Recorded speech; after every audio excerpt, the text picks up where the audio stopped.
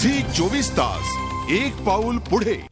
नमस्कार, मी अजित चव्हाण। रोखोकमध्ये आपलं स्वागत। गुन्हेगारी स्वरूपाची 2 वर्षांची शिक्षा झालेल्या लोकप्रतिनिधींचं पद रद्द होईल असा आदेश देशाच्या सर्वोच्च न्यायालयानं काढलाय। खरं तर राजकारणाचं गुन्हेगारीकरण थांबवणं हे देशाच्या कायदे मंडळाच्या हातात आहे। राजकारणातल्या गुन्हेगारीनं जनतेला उभं घालाय।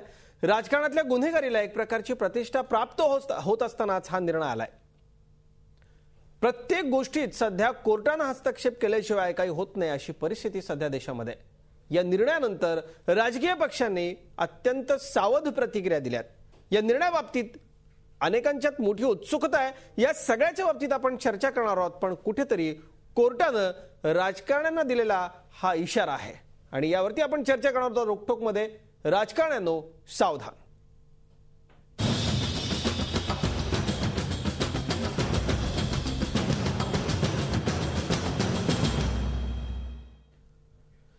या सगळ्या व्यवस्थेमध्ये कुठेतरी रॉबिनहुड इमेज असलेले गुन्हेगारी पार्श्वभूमीचे राजकारणी निवडून येतात। आपण हे सगळं पाहतोय आणि ही संख्या अत्यंत मोठी आहे, धक्कादायक आहे। जवळपास निम्म्याहून अधिक अनेक राज्यांमधले खासदार असे ज्यांच्यावरती गंभीर स्वरूपाचे गुन्हे आहेत। या सगळ्यावरती आपण चर्चा करणार आहोत, पण तत्पूर्वी पाहूयात एक रिपोर्ट। गुन्हेगारी आणि राजकारण आता एकत्र नांदणं अशक्य।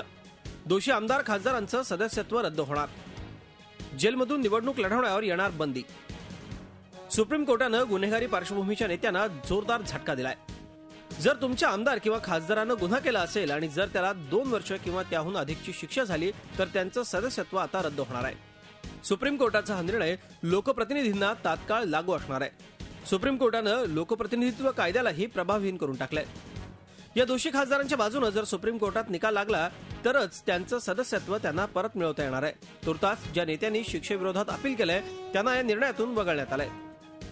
Virtue shall be recognized in public life, and corruption and criminalities and weaknesses and meanness shall be put down, mercilessly put down. It's a beginning to clean up administration, and court is entirely for the people who want to clean up administration. कोर्टाच्या निर्णयानंतर कैदेत असलेल्या नेत्याला मतदान करण्याचा अधिकारही नसेल। एवढंच नाही तर त्यांना निवडणूकही लढवता येणार नाहीये। जेलमध्ये गेल्यावर या नेत्यांना निवडणुकीसाठी अर्जही भरता येणार नाहीये। राजकीय पक्ष या बाबतीत बोलताना सावध भूमिकेत दिसतायत। अच्छा है, उस फैसले का हम स्वागत करते हैं, लेकिन उसमें और एक बात होना जरूरी है कि जैसे 1448 पूरे सांसदों पर जो मुकदमे चल रहे हैं, फास्ट ट्रैक मुकदमा चलाना चाहिए कि जैसे ही आप कन्विक्ट होते हैं अगर तो आप इलेक्शन नहीं लड़ सकते, लेकिन आप सिटिंग एमएलए या एमपी हैं तो आपकी अपील मंजूर हो गई तो आप एमपी एमएलए रह सकते हैं। इस पर काफी गंभीर सवाल उठ रहे थे। इसको कुछ लोगों ने डिस्क्रिमिनेशन का भी विषय बताया था। अब कोर्ट ने इसको कैसे ट्रीट किया है इसका अध्ययन करने के बाद हम टिप्पणी करेंगे। राजकीय पक्षांनी काहीही भूमिका घेतली तरी देशाच्या सर्वोच्च न्यायालयानं देशातील गुन्हेगारी पार्श्वभूमीच्या नेत्यांना संसदेत येण्याचा मार्गच बंद करून टाकलाय, एवढं मात्र नक्की। रश्मी पुराणिकसह ब्युरो रिपोर्ट, झी मीडिया, नवी दिल्ली। आणि अत्यंत महत्त्वाच्या निर्णयावरती न्यायालयाची आपण चर्चा करणार आहोत। राजकारण्यांनो सावधान चर्चेला आपण सुरुवात करतोय। पुण्याच्या स्टुडिओमधून आपल्याबरोबर आहेत डॉक्टर विश्वंभर चौधरी, ज्येष्ठ राजकीय विश्लेषक।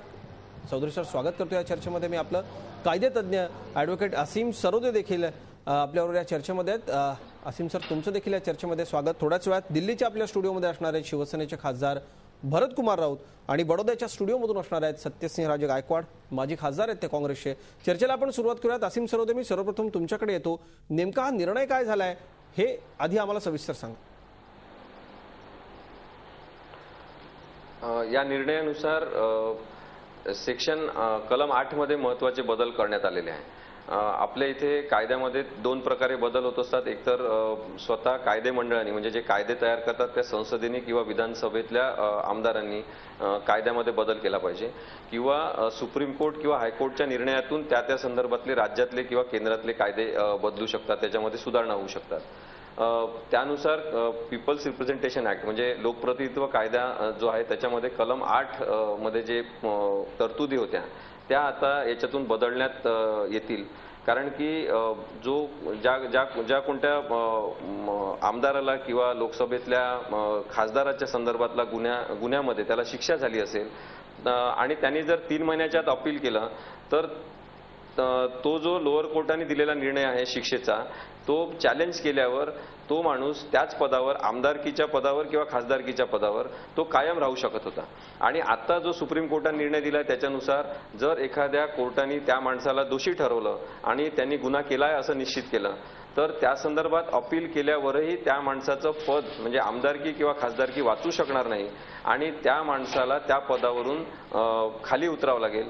त्याच्यामुळे तिथे पुनर्इलेक्शन होतील आणि पुनर्निवडणूक झाल्यानंतर नवीन उमेदवार तिथे निवडून येऊ शकेल आणि त्याचबरोबर त्या माणसाला पुढच्या 6 वर्षासाठी निवडणुका लढवता येणार नाही अशा प्रकारची पण तरतूद कायद्यामध्ये असल्यामुळे एकूणच राजकीय वनवासात त्या माणसाला जाण्याची शक्यता या नवीन निर्णयातून तयार झालेली आहे असं मला वाटतं. निश्चित आपण या सगळ्यावरती बोलूयात, पण आणखी एक शंका आहे सगळ्यांना सर्वसामान्यांना, ती म्हणजे ही शिक्षा या माणसानं भोगली तर पुढे त्याला निवडणूक लढवता येईल का किंवा पुढे राजकारणात सक्रिय राहता येईल का? त्याला प्रकारची स्पष्टता नाहीये आणि त्यांनी एवढंच म्हटलेलं आहे की ज्या लोकप्रतिनिधीबद्दलचा गुन्हा सिद्ध झालेला आहे त्याला लगेच पाय उतार व्हावं लागेल, त्याला लगेच ते पद सोडावं लागेल. त्यांनी अपील केलं तरी सुद्धा त्याला कोणत्याही प्रकारचं संरक्षण मिळणार नाही. परंतु एक महत्वाचं आहे की ज्या कलम 8 बद्दल आपण बोलता त्याच्यामध्ये तरतूद आहेच की एखादी शिक्षा झाली आहे म्हणजे गुन्हा सिद्ध झालाय तर पुढचे 6 वर्ष इलेक्शन लढवता येणार नाही. त्यामुळे ती तरतूद कायद्यामध्ये आता पण उपस्थित आहे. त्याच्यामुळे या निर्णयामध्ये जरी त्याचा उल्लेख नसला तरी कलम 8 नुसार 6 वर्ष पुढे त्याला निवडणूक लढवणं निश्चित राहील, तो अपात्र उमेदवार समजला जाईल हे नक्की आहे. झी 24 तास एक पाऊल पुढे.